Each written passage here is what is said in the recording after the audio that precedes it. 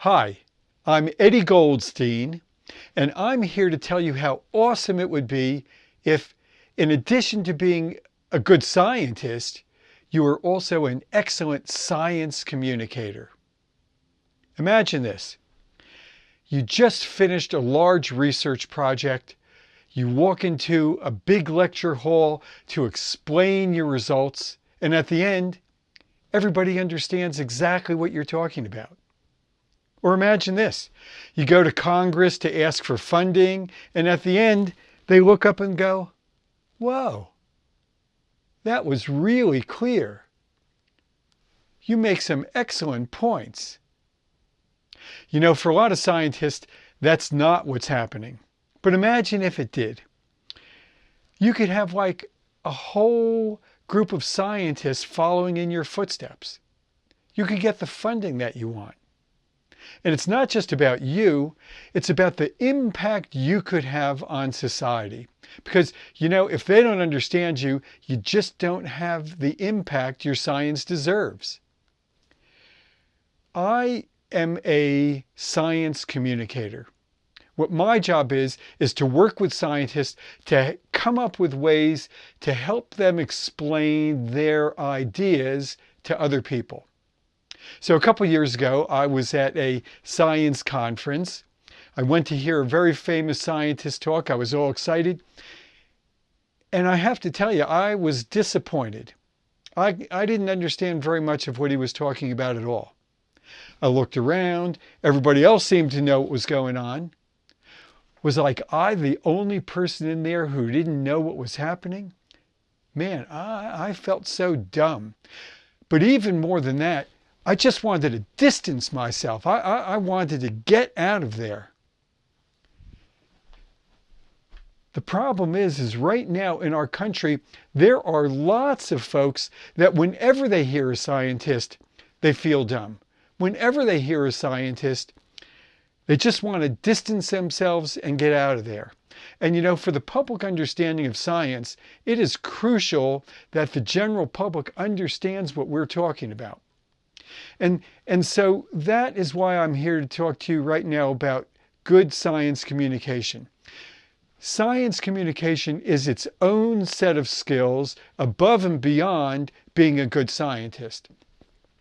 And those are skills that you can learn so that people understand what you're talking about.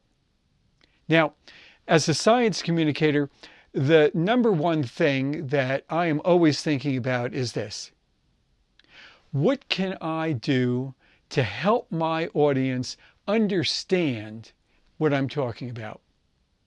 What can I do to help my audience?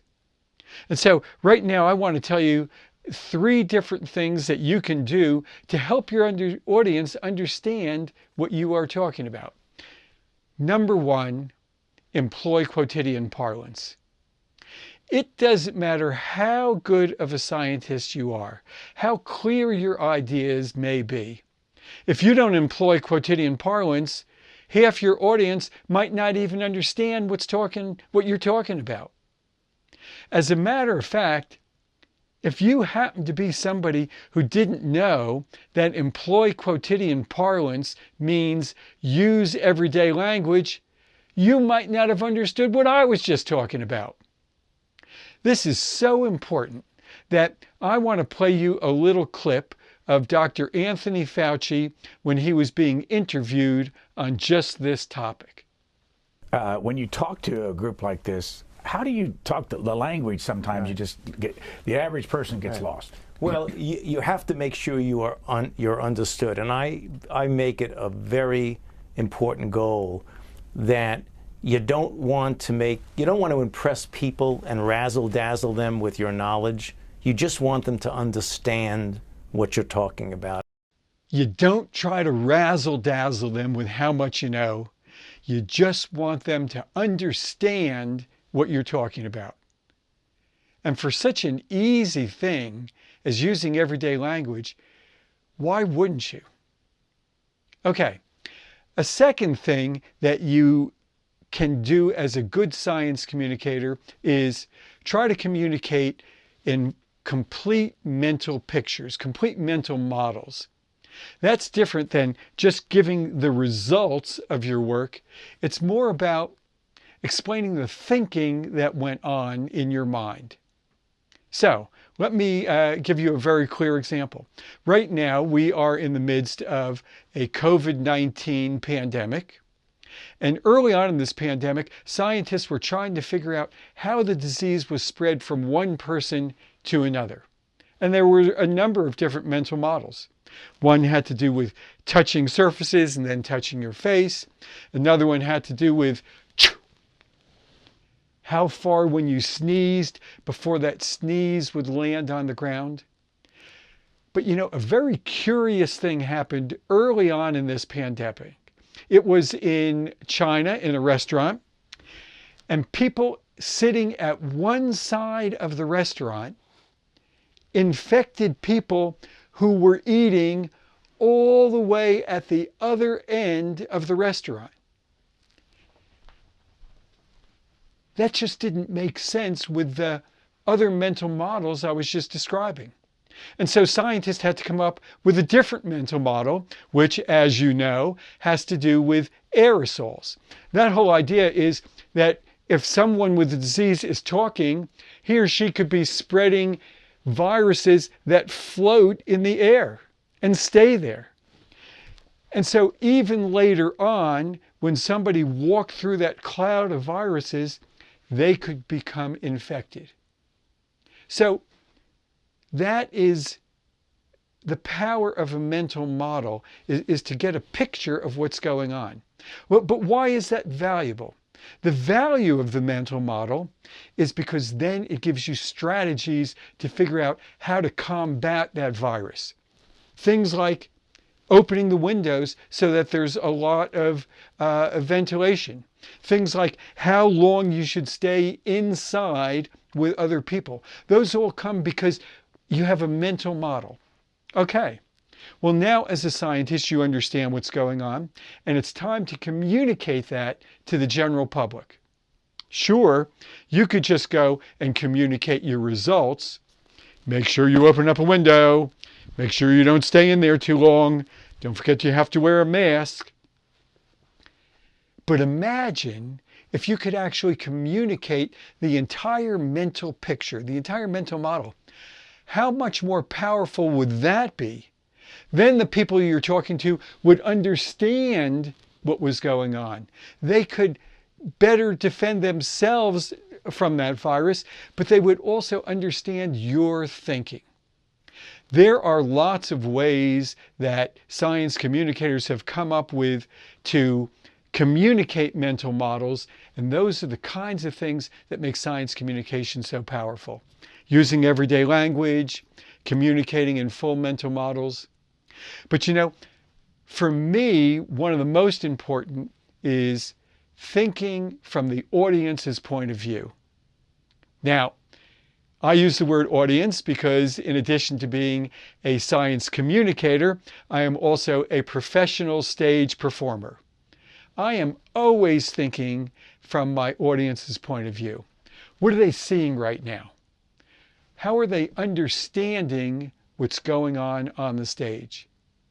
Sometimes it's very literal. Sometimes the spotlight, which is in my face, which is making it so hard for me to see, is exactly the spotlight that makes it easy for them to see.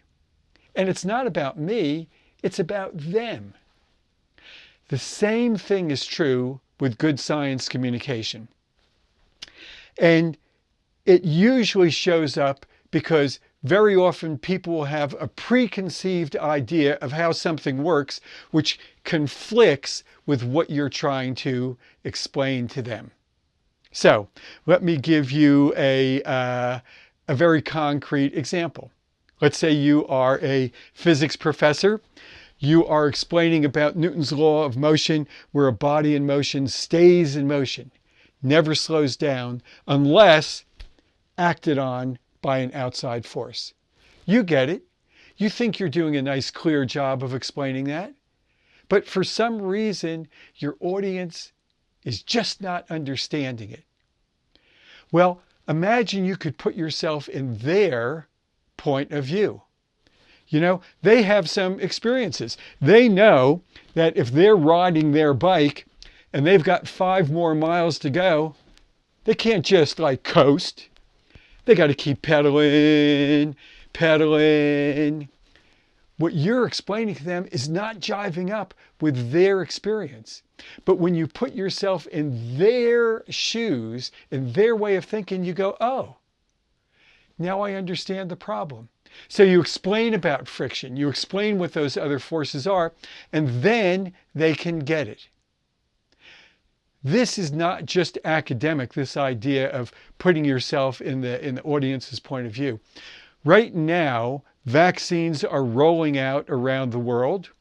And, you know, it's important that as many people as possible take this COVID-19 vaccine so that we can achieve herd immunity. Believe me, and I know you know it, there are a lot of people out there who have preconceived ideas about vaccine, plenty of reasons they don't want to be taking that vaccine. And so it's crucial that we put ourselves in their shoes so that we can better communicate the science. Just telling the rules, putting on a couple graphs is not going to do the trick. So, what are the takeaways? The takeaways are that clear and good science communication is its own discipline above and beyond being an excellent scientist. And it is something that is learned. There are exact skills that you can have. Using everyday language, communicating in full mental models, thinking from the audience's point of view. And so right now, I want you to use your imagination. I want you to think about your science. And I want you to imagine that you are one of those superstar science communicators. What sort of impact could you have? You could have a whole generation of scientists following in your footsteps. You could get funding that you need. You can have an impact on society in the public understanding of science. And you could have cross-fertilization, new combinations that you hadn't even thought of before. It is amazing. And so think about it. I want you right now to imagine what it would be like. And then go out there and do it.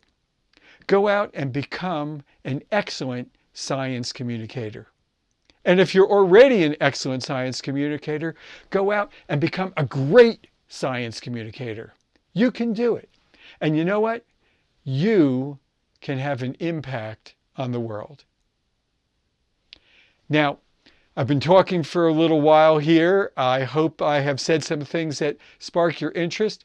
And if you want the notes from my little talk, here they are. I put them in mind map form. You can have this mind map. Just send me an email, eddie@eddiegoldstein.com, and in the subject line put mind map, and I'll send you a copy of that mind map. The other question I hear all the time is, okay, I understand it in theory, but what does it look like in practice? Well, a couple of years ago, I did a show at the World Science Festival with Alan Alda, where I used all the techniques that I just talked about. And so if you'd like to get a little view of that video, I'll send you a link to that at the same time when I send out that email to you. And while you're on my website, why not take a look at some of the other ways that we might work together to help become a better science communicator, a great science communicator. Thanks.